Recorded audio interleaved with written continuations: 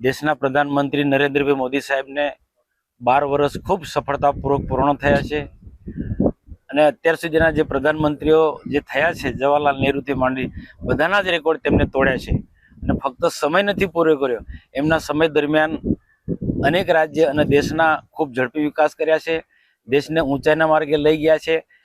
એમના સમય દરમિયાન અલગ અલગ મોટા મોટા પ્રોજેક્ટો બન્યા છે, ઉદ્યોગ જગત સાથે જોડાયેલા મોટા ઉદ્યોગો પણ આ દેશમાં આવ્યા છે।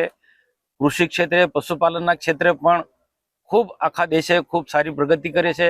દેશમાં કાયદોની વ્યવસ્થા પણ ખૂબ મજબૂત છે અને દેશમાં કાયદોની વ્યવસ્થા ખૂબ મજબૂત હોવાના કારણે આજે ખૂબ ઝડપથી વિકાસ થયો છે।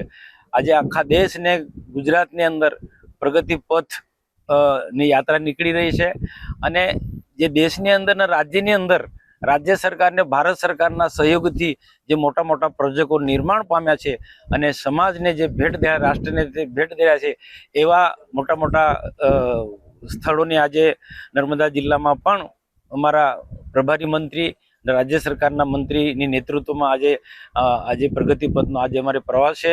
આજે નર્મદા જિલ્લામાં ઈશ્વરસિંહ પટેલ સાહેબે જે કીધું તે પ્રકારે ટ્રાઇબલ યુનિવર્સિટીની જબરદસ્ત મોટી ભેટ છે, જે આશીર્વાદ આદિવાસી વિસ્તાર માટે એક આશીર્વાદ રૂપ છે।